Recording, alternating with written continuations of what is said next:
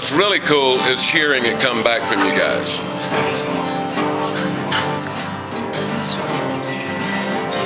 Okay, now really quickly, I'm going to show you just this is as much into the theory of it as I'm going to get. We can talk about it later if you want to, but in this context, it's not going to help if I try to explain all of this. So your one chord in a major scale, the one chord is always major. The two chord is minor. The three chord is minor. The four chord is the subdominant, and it's always major. The five chord is the dominant, and it's always major. The six chord is the relative minor. Like if you're playing in G, you know how you use the E minor a lot in G, right? Mm-hmm. This is for the people that don't have much theory background. And the way you count that is the sixth chord.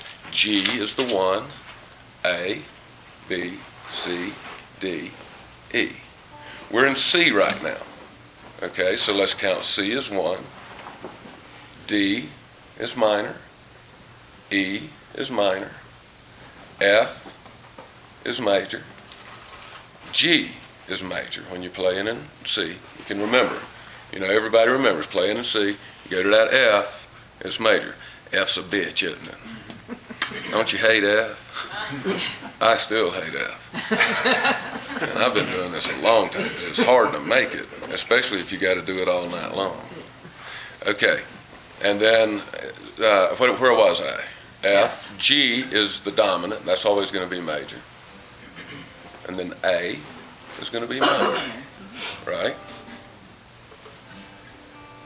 And then B is augmented, but let's not worry about that right now, in a major scale.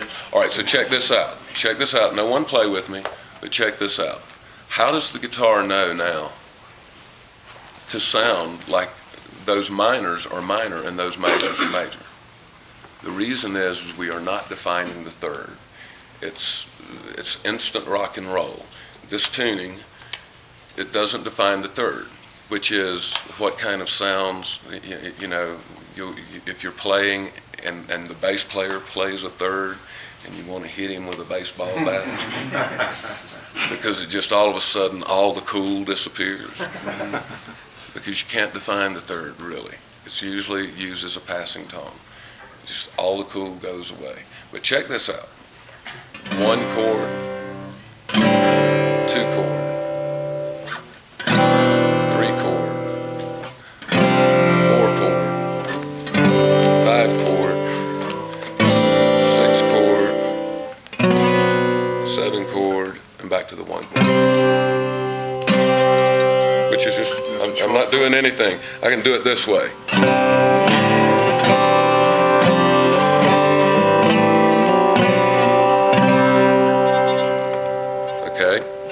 Now, let's do it in letters. C, D, E, F, G, A, B, C.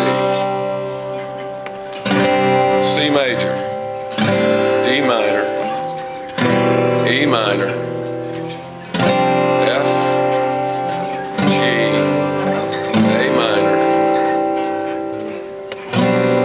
B. So really, from right here, Any song.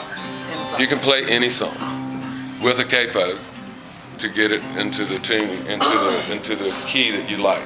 Okay, I don't know whose guitar this is, but that scares the living hell out of me. Okay. What's really nice about this tune is all of a sudden, when I'm playing C, F, G, and we all know how that sounds on a regular guitar, right? Mm-hmm. But check this out.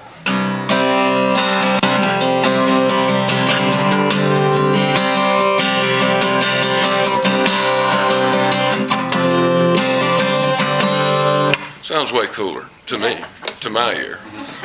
But at least, even if you don't think it sounds cooler, it's fresher. It's a different thing. And and believe me, after 25 years of writing songs every day, 1,200 some odd songs into this deal of making songs up, if you pursue this, you will want something to freshen it up for you. And this will totally freshen it up for you. Yes, sir. That's got to be a good tune for like slide playing in the city. It's pretty good for slide tuning. Right. You got a couple of issues with it for slide, but it is nice for slide. There are some people that use it. Now check this out. Everybody likes the blues. Blues is a little bit fun to play. How about one-fingered blues? If you can just, now no one play, but just check out how easy this is. Alternating bass. Oh yeah. Yeehaw.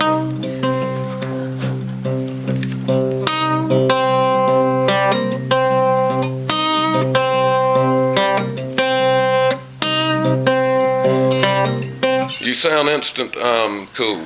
Yeah. Actually, this friend that comes from a friend of mine, Joe Saraceno, who I wrote a song called Ghost Town with, and a couple of other things.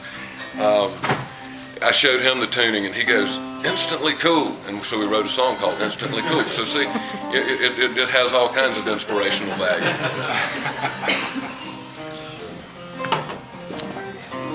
And so, okay, now check this out. White man blues.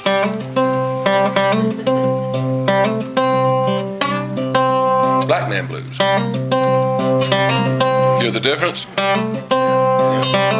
That's more major, minor.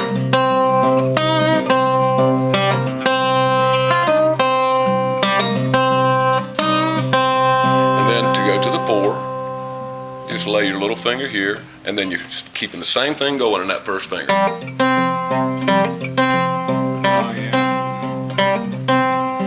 And then we'll get to the 5 in just a minute. Not worry about that right now. But instantly, what happens is inspiration. I had never written blues songs before because I sucked at it. You know, all I could do was, but look how easy that is now. Remember the big stretch that you had to do for the 4?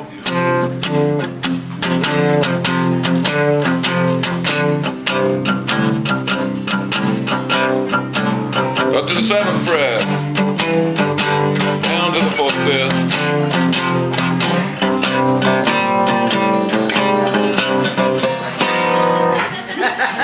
And you're all one finger, except for that last chord.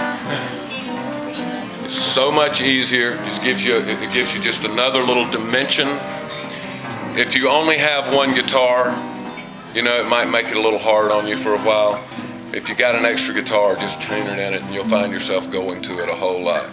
All right, now, if you notice something about this tuning, every other string is the same, except for this 2 sticking out here. This one, same as this one, octave. So everything repeats across the fretboard, this way, from here to here. Everything's going to repeat. All right. So that note's going to work so you can actually go or.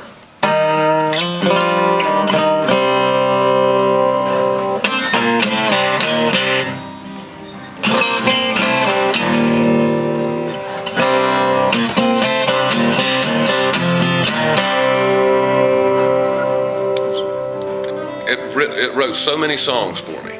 I can't even begin to tell you how many songs it's written for me. Just this tuning.